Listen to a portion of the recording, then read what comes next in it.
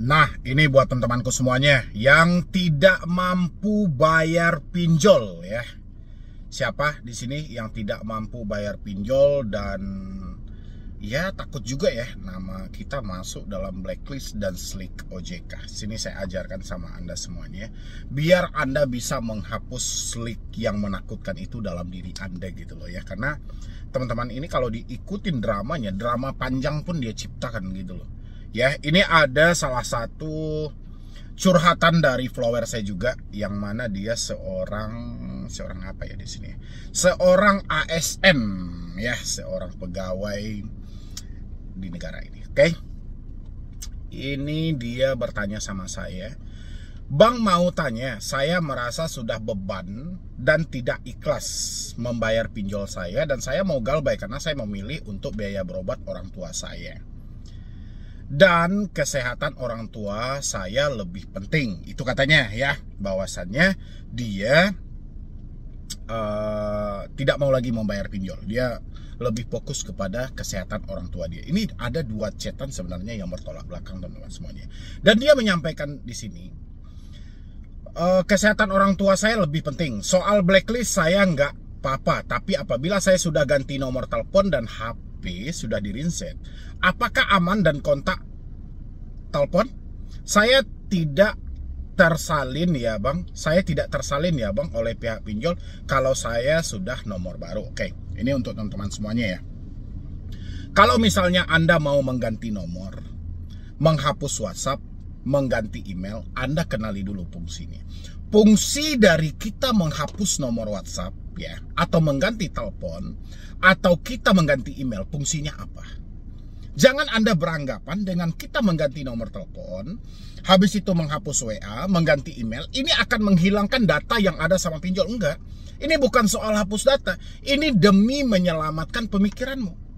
Kenapa saya lebih menyarankan orang-orang itu untuk ganti nomor, hapus WhatsApp dan ganti email? Karena tiga komunikasi ini adalah sumber masalah. Penyebab dari segala masalah muncul ketika Anda telat bayar pinjol. Makanya saya lebih menyarankan Anda yang mau keluar dari jeratan pinjol, menyatakan sudah tidak mampu, komunikasi Anda tolong putus. Supaya apa? Supaya kepanikan tidak muncul dalam diri Anda. Diakui atau tidak, 90% ketakutan yang Anda alami hari ini gara-gara telepon, gara-gara WhatsApp, gara-gara email. Kalau seandainya Anda tidak mendengar caci maki mereka, mungkin Anda nggak akan takut. Kalau seandainya Anda tidak membaca chat WhatsApp mereka, Anda nggak akan takut. Seandainya Anda tidak melihat email yang masuk, Anda tidak akan cemas. Ini fungsinya untuk menyelamatkan diri Anda dari tekanan yang ada. Jangan nanti Anda biarkan nomor telepon Anda panik, Anda tahan kepanikan, Anda tahan kesetresan, tiba-tiba Anda udah gila aja gitu loh. Ya kan? Karena Anda semuanya Anda cerna gitu loh. Ya, Anda akan dibunuh oleh pemikiran Anda sendiri karena akan Anda coba untuk mendaur ulang kata-kata mereka. Dan Anda rangkullah ke dunia nyata, padahal ini dunia online. Desk call itu hanya bermain via telepon, WhatsApp, dan email. Itu yang mau Anda cerna. Gila Anda nanti gitu loh. Bisa stres. Ya, oke. Habis itu dia bilangin di sini soal backlist saya nggak apa-apa. Apabila saya sudah ganti nomor telepon dan HP, sudah di-reset, apakah aman? Harusnya aman. Ya, harusnya aman, tinggal kita mengendalikan pemikiran lagi. Tapi kalau Anda fokuskan kontak telepon itu tetap jalur aman, kecuali kontak darurat tetap akan dihubungi. Ya, karena itu adalah sasaran tempat mereka mau bertanya nanti. Oke, dan kontak telepon nggak perlu Anda pikirkan apakah dia menyebarkan data, bang. Sejauh tidak ada yang melaporkan tentang hal itu, Anda tidak perlu pikirkan. Ya. Habis itu saya tidak tersalin ya bang ya. Oleh pihak pinjol kalau saya sudah nomor baru. Nah ini lagi, teman-teman, kalau mengganti nomor baru, jangan lupa handphonenya untuk di-reset dulu. Kalau misalnya ada data-data penting di handphone Anda, sebelum Anda lakukan reset ke setelan pabrik, pindahkan dulu. Pindahkan bisa ke flash disk atau ke memory card atau ke laptop atau terserah. Yang penting Anda pindahkan dulu kalau ada data yang menurut Anda penting. Setelah itu baru Anda reset, dan habis itu Anda beli kartu baru. Usahakan jangan mendaftar dengan nomor NIK yang sama. Pakai nomor NIK anak atau nomor NIK entah saudara atau apa gitu loh. Ya. Habis itu dia bilang saya pengikut abang di TikTok juga. Oke. Habis itu poin nomor 2, itu tadi yang pertama ya, dia ngechat ya. Habis itu dia ngechat jam 2:30, jam 7 malam dia ngechat saya lagi nih. Bang, kalau sudah galbay di suatu saat sekian lama mau pinjam di bank, kan biasanya dicek slik OJK-nya otomatis terlihat dan harus dibayarkan dulu pinjolnya. Dan apakah bunga di pinjol tetap berjalan sekian tahun itu, Bang? Oke. Teman-teman semuanya, mana tahu sekian lama, sekian ke depannya itu Anda menjadi orang sukses. Anda tidak meminjam di bank gitu loh. Sebisa mungkin hindarilah hutang. Ya, ini kesalahan kita juga. Dan kalau Anda bilangin, apakah bunga terus berjalan, apakah denda terus berjalan? Bunga dan denda itu sesuai dengan POJK yang ada, tidak boleh melampaui 100%. Jadi tidak ada Anda galbay 1 tahun, 2 tahun, tiba-tiba bunganya sampai 100 juta. Sementara hutang awal cuma 5 juta, itu nggak masuk akal. Oke, denda bunga biaya layanan. Kalau hutang Anda 5 juta, sebanyak-banyaknya Anda cuma boleh ditagih 10 juta. Itu pun tidak ada orang yang goblok membayar sebanyak itu. Ya, kalau Anda berpatok kepada slik OJK otomatis, Anda tahu fungsi slik itu untuk apa? Slik itu gunanya untuk berhutang. Semakin bagus namamu di perbankan, semakin besar hutangmu, semakin besar kamu akan membuat peluang hutang buat ke depannya. Semakin jelek namamu, semakin kurang kamu dengan hutang dan semakin jauhkan kamu dari kesengsaraan. Hutang ini dua mata pisau. Kalau kita mampu mengendalikannya, apapun problem kita buat ke depannya bisa diatasi dengan duit hutang ini. Tapi kalau kita tidak pandai mengendalikannya, hutang ini yang akan mencelakai dirimu, bahkan menghancur-hancurkan dirimu. Ya, itu makanya hutang itu sama kayak silet. Anda tahu silet? Silet itu timbal balik tajam loh. Kalau tajamnya keluar, apapun rintangannya Anda bisa selesaikan. Kalau Anda mampu mengendalikan. Tapi kalau Anda tidak mampu mengendalikan hutang, Anda tidak bisa mengendalikan hutang, hutang ini akan memakanmu. Oke? Banyak orang pandai berhutang, sedikit orang yang bisa mengendalikan. Ya, paham itu baik-baik. Dan habis itu lagi, dan harus dibayarkan dulu pinjolnya. Dan apakah bunga pinjol itu tetap berjalan sekian tahun itu, Bang? Kalau tetap berjalan, maka akan lebih parah. Jujur, Bang, karena saya ini PNS dan mungkin akan sulit pinjam di bank kalau slik. Nah, ini manusia nggak kapok-kapok kalau saya rasa gitu. Harusnya orang-orang seperti ini cepat sadar. Kapok gitu loh. Harusnya slik OJK itu bukan kalian yang memikirkan. Slik itu fungsinya apa? Untuk melihat nilai track record perjalanan hutang kita. Semakin bagus nilai kita, semakin besar peluang kita akan membuat hutang. Semakin jelek nilai kita, semakin tipis peluang kita untuk membuat hutang. Tahu Anda slik itu? Slik ini adalah sebuah sumber ketakutan dari pihak bank. Ya, pihak leasing, pihak pinjol. Slik ini bukan jadi tanggung jawabmu, tapi slik ini adalah ketakutan 3 lembaga ini. Bank, leasing, pinjol sangat takut ketika nama Anda masuk slik. Kenapa bank takut? Kenapa leasing takut? Kenapa pinjol takut? Kan begitu pertanyaannya. Bayangin kalau nama Anda masuk BI checking, ya, otomatis Anda tidak bisa meminjam lagi. Berapa nilai keuntungan yang tidak bisa didapatkan oleh bank? Berapa nilai keuntungan yang tidak bisa didapatkan leasing? Seandainya Anda ingin memenuhi keinginan Anda beli mobil secara kredit, berapa ratus juta keuntungan yang akan hilang? Bayangin kalau semua rakyat Indonesia namanya masuk slik. Apa guna bank, apa guna pinjol, apa guna leasing? Dan inilah yang mereka daur ulang. Ya, bagaimana caranya ketakutan dari 3 lembaga ini dipindahkan kepada diri Anda? Dibikinlah sedramatis mungkin sampai Anda mau masuk kerja aja, ya, di beberapa perusahaan perbankan itu dicek slik Anda. Oke, bayangin teman-teman semuanya gitu loh. Jadi Anda gak usah pikirkan hal-hal itu. Harusnya mereka yang mikirkan. Kalau nanti setengah masyarakat Indonesia namanya sudah tercatat daftar hitam, apa guna bank? Apa guna leasing? Apa guna pinjol? Oke. Apalagi Anda seorang PNS, ya, Anda seorang ASN, gaji Anda cukup besar. Tinggal Anda bagaimana caranya gaji ini Anda prepare dan menabung, investasi. Kalau Anda takut nantinya nilai tukar uang Anda menjadi turun, investasikan, beli emas, beli barang, beli tanah. Kayak gitu caranya. Bukan malah suatu saat saya berhutang, Bang. Ini kan gila namanya gitu loh. Inilah kesalahan orang-orang paling terbanyak. Dulu waktu nganggur pengen dapat kerja supaya dapat uang. Setelah bekerja malah bikin hutang gitu loh. Harusnya perbaiki lagi ya cara berpikirmu ya. Pengalaman teman, mereka mau pinjam di bank dan harus dibayarkan dulu pinjolnya, mungkin yang ber-OJK saja. Bang, minta di privasi identitas saya ya bang, saya termotivasi dengan postingan abang di TikTok. Oke. Jadi saya berharap teman-teman semuanya sudahlah. Harusnya dia ini sesuai dengan pernyataan dia di awal tadi. Dia di awal gini loh, dia bilangin, soal blacklist saya nggak apa-apa bang, tapi di bawah dari jam 2:30 sampai jam 7 malam langsung. Coba ya dipikirkan lebih maksimal lagi gitu loh. Ngapain perlu takut, kamu sudah digaji negara dan segala macam, tunjanganmu sudah besar, apalagi ini mendekati lebaran, gaji 13, THR dan lain sebagainya. Oh iya banyak.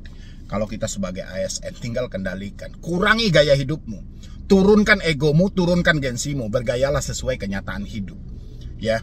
Ini ada duit 50 juta, ada duit 100 juta, berlomba-lomba buat kredit mobil nih segala macam. Ujung-ujungnya hancur karena kredit mobil jangka panjang. Ya. Oke, teman-teman semuanya, turunin aja egomu, insya Allah kamu selamat di atas dunia ini. Yang namanya pinjol tidak ada yang paling berbahaya. Yang namanya selik OJK itu bukan ranahmu, tapi ini sengaja diputar supaya kamu yang memikirkan. Seakan-akan selik ini adalah tanggung jawabmu, tapi ini adalah kehancuran bagi bank. Ya, semakin banyak orang yang masuk daftar hitam, semakin tipis peluang bank, leasing dan pinjol untuk menjual duit-duit mereka. Ya, sisanya silahkan tonton video ini. Aplikasi kredit pintar akan pampang foto kita di IG atau di Instagram karena tidak mampu membayar. Ada teman-teman semuanya yang mendapatkan hal seperti itu. Ancamannya gitu loh, kalau ada isi di dalam kolom komentar. Ini saya mendapatkan laporan dari salah satu follower saya yang mana dia mengatakan bahwasannya dia mendapatkan ancaman keras dari debt collector pinjol, ya, yang mana dia diancam oleh kredit pintar katanya. Mungkin saya bisa lihatkan di sini buat teman-teman semuanya. Assalamualaikum Bang Medi, Bang, aku diancam aplikasi kredit pintar, bakal dipampang mukaku di IG perusahaan tempat aku bekerja Bang. Betulnya itu Bang Medi, ini buat teman-teman semuanya ya. Hal-hal seperti ini kalau Anda tanyakan kepada saya, ya saya menjawabnya ya tidak benar gitu loh. Ya kan? Lagian mereka ketika menyampaikan hal itu, mereka tidak pernah menyebutkan nama aplikasi. Pertanyaan saya buat teman-teman adalah, dari mana Anda tahu bahwa itu dari kredit pintar? Isi di dalam kolom komentar. Kalau memang Anda sudah tahu real itu dari kredit pintar, Anda bikin laporan ke Otoritas Jasa Keuangan, tembuskan ke Asosiasi Fintech Pendanaan Indonesia, dan bisa tembuskan juga ke email saya medibroni091@gmail.com. Dari mana? Ya, karena ada aturan, kan kemarin saya bikin video juga. Ada 7 aturan yang wajib dipatuhi oleh penagihan kredit terbaru. Salah satunya adalah dilarang melakukan penagihan dengan mempermalukan, menyebarluaskan informasi tidak betul, melakukan pengancaman baik fisik maupun verbal. Dilarang melakukan penagihan secara terus-menerus yang sifatnya mengganggu. Dilarang melakukan penagihan di luar dari alamat domisili konsumen. Dilarang melakukan penagihan di luar dari tempat si konsumen. Dan dilarang melakukan penagihan sampai dari jam-jam yang ditentukan. Banyak hal yang harusnya kita pahami dalam hal ini. Sekarang teman-teman malah berbalik kepada saya dengan dalih Anda mendapatkan ancaman dari pinjol legal. Ya, kredit pintar ya cukup besar gitu loh. Sangat disayangkan kalau hal ini benaran fakta, Anda mempunyai bukti-bukti yang valid, ya, mempunyai bahwa Anda meyakini ini adalah dari kredit pintar, coba kirimin ke OJK, kirimin ke KFPI, apa tanggapan mereka nanti. Karena kita perhatikan selama ini, ya, kenakalan-kenakalan pinjol legal ini sudah sangat luar biasa. Dan ini tidak tercover sama sekali oleh Otoritas Jasa Keuangan. Saya masih ingat itu dengan OJK menyampaikan ketika dia mengeluarkan juga ciri-ciri pinjol ilegal. Salah satu di dalam itu adalah tidak pengaduan tidak tertangani. Ya. Jadi kalau pengaduan Anda tentang pinjol ilegal tidak ditangani oleh OJK. Ya, jadi kalau Anda melaporkan tentang pinjol legal, OJK tidak menangani juga, ya kemungkinan itu adalah ilegal gitu loh. Siapa lagi yang pernah mendapatkan hal-hal yang seperti ini dari teman-teman semuanya? Saya selalu sampaikan sama Anda. Anda mendapatkan ancaman seperti ini, foto Anda bakalan dipampang di Instagram perusahaan Anda, itu Anda mendapatkannya dari mana? Dari telepon kah? Dari WhatsApp kah? Dari email kah? Kalau memang salah satu dari 3 komunikasi ini Anda dapat, berarti penyebabnya dari komunikasi ini. Ya, sudah tepat jalurnya Anda ganti nomor Anda. Cabut nomor Anda, reset HP Anda ke dalam pabrik, ganti. Simpan bukti-bukti yang mengatakan bahwa ini adalah kredit pintar. Biar mata terbuka, jangan kita menikmati gitu loh. Kita diancam, kita ditekan, kita berusaha. Ini double Anda kenanya.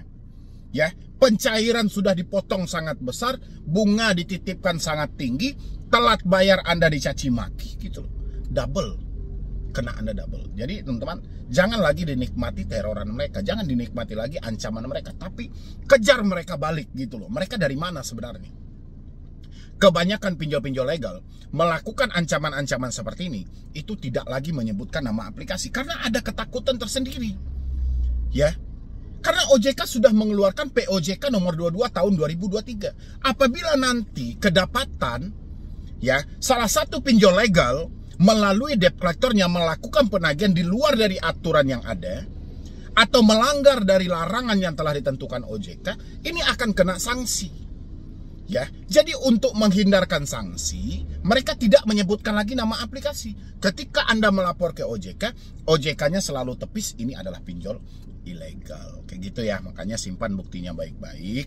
Habis itu kalau memang Anda sudah yakin ini dari pinjol legal tadi, udah laporkan. Apa tanggapan OJK nanti? Kalau misalnya tidak ada tanggapan, ambil keputusan sendiri. Apa keputusannya, Bang? Berhenti bayar selamanya. Itu keputusan yang tepat. Biar ini menjadi efek jera terhadap debt collector yang tidak patuh dengan aturan. Salah mereka sendiri. Sudah ada larangan, kenapa dilanggar? Ya, kita telat bayar, kita dibebankan denda kok. Kita nggak mampu bayar, nama kita di blacklist kok. Kita sudah dirugikan juga gitu loh. Tapi jangan dicaci maki. Jangan diancam seperti ini. Jangan dipermalukan. Jangan bikin enteng lagi. Selama ini yang bikin enteng siapa, teman-teman semuanya? Anda diancam dikit aja langsung gali lubang tutup lubang. Anda baru ditekan sedikit aja cari talangan dana. Jadi debt collector setiap kali dia mengucapkan hal-hal seperti ini, dia merasa berhasil. Sehingga ancaman seperti ini dipakai terus-menerus. Ya, mulai sekarang buat teman-teman semuanya, sadar. Ya, tidak ada yang perlu Anda takutkan. Mereka tidak sesuai SOP, kita hentikan pembayarannya. Selesai. Ya, jadi kalau mereka tidak merasa berhasil lagi untuk melakukan penekanan, ancaman kepada kita, ya kemungkinan ancaman itu tidak akan pernah mereka pakai lagi. Mereka tidak mau pakai lagi tuh. Untuk kedepannya mereka nggak mau pakai lagi. Karena mereka, wah percuma, kita ancam seperti ini pun juga nggak akan berhasil. Mendingan kayak gini. Dengan begitu, Anda sudah memutus mata rantai penagihan yang tidak sehat dilakukan oleh pinjol-pinjol legal ini gitu. Ya, ingat, jangan sampai ditunggu diancam dulu baru Anda melakukan pembayaran. Anda dicaci maki dulu baru buru-buru cari talangan dana. Jangan. Ya, tapi buat teman-teman semuanya, kalau mereka menagih dengan SOP, usahakan menanggapi dengan baik. Tapi kalau mereka menagih tidak dengan cara SOP, nggak perlu Anda tanggapi, catat nama aplikasinya, berhenti membayar. Ya. Ini iya bang, baru mulai galbay bang, jadi masih ada perasaan cemas. Makasih ya, cemas itu hal-hal yang wajar lah ya. Nah, ini lagi buat teman-teman semuanya. Selamat siang bang, saya memiliki hutang di pinjol 2 aplikasi, yaitu ada Kami sama EasyCash. Oke. Tapi saya tidak bisa bayar untuk kedua aplikasi tersebut. Dan saya berniat untuk galbay. Saya masih seorang pelajar bang. Saya pinjol karena kena tipu. Nah, ini sangat disayangkan ya. Pelajar gitu loh. Pelajar pun kena gitu loh. Tapi dia bilangin, saya tidak bisa bayar untuk kedua aplikasi tersebut dan saya berniat untuk galbay. Ya kalau kamu sudah tidak bisa membayar, ya nggak usah perlu diniatkan juga. Karena kita galbay itu fakta hidup.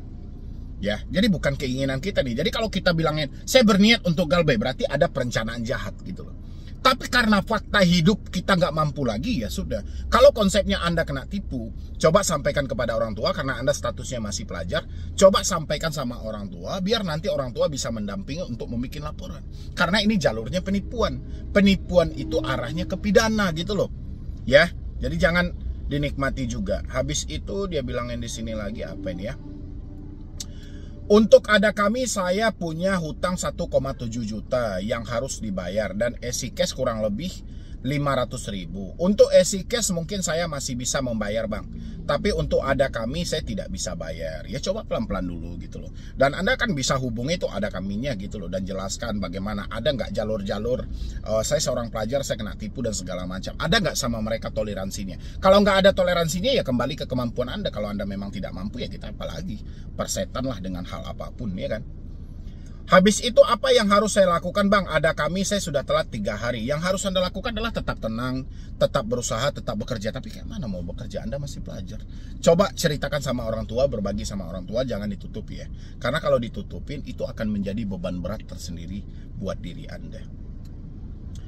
Dan belum melakukan pelunasan periode sama sekali. Untuk esi cash saya udah bayar untuk periode pertama. Oke. Halo bang, saya mau mengabari selama 3 hari sudah terhitung ditelepon 100 kali lebih. Untung saja saya nyalakan blokir nomor tidak dikenal. Apakah boleh dari pihak pinjol itu untuk memaksa masuk ke akun WhatsApp milik kita? Ya mereka memaksa untuk masuk ke akun WhatsApp milik kita, ya kan kita nggak ngasih kode OTP-nya.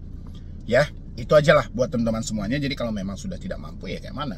Tidak ada satu orang pun yang bisa memaksa gitu loh. Tapi kalau ranahnya Anda masuk dalam penipuan, Anda misalnya data Anda disalahgunakan atau data Anda dipakai oleh orang-orang yang tidak bertanggung jawab, bikin laporan ke pihak kepolisian. Ya, walaupun secara data ya tetap data Anda, mereka akan menagih Anda karena pihak pinjol cuma taunya ya itu datamu gitu loh ya, pasti dirimu yang akan ditagih. Ya kan, walaupun faktanya kamu kena penipuan. Ya itu lain lagi nanti peristiwanya yang dikaji. Makanya penting kita membuat laporan ke pihak kepolisian. Ya ini hampir sama buat teman-teman semuanya yang mempergunakan jasa-jasa menyelesaikan hutang dengan berhutang. Ingat itu datamu gitu loh. Ya secara data apapun konsepnya kamu nggak bisa mengelak karena itu datamu di dalam. Walaupun faktanya hasilnya dibagi 2 gitu loh. Makanya saya bilangin orang-orang yang menggunakan jasa-jasa melunasi hutang dengan berhutang, orang-orang bodoh aja kalau saya rasa gitu loh. Ya mungkin dari saya cuma itu aja dulu teman-teman semuanya. Terima kasih banyak telah hadir. Nanti teman-teman juga yang mau konsultasi juga bisa melalui nomor pribadi saya juga bisa. Nanti Anda bisa jadi membership di sini atau melalui Instagram juga boleh yang ada di layar Anda. Tapi jangan lupa juga ya untuk di follow dulu sebelum Anda mend-DM, karena kita mau membedakan mana yang benar-benar butuh solusi dan mana yang hanya sebatas ya mencari aman-aman aja. Oke teman-temanku semuanya, terima kasih banyak. Sekian dulu dari saya, Medi Broni. Wassalam.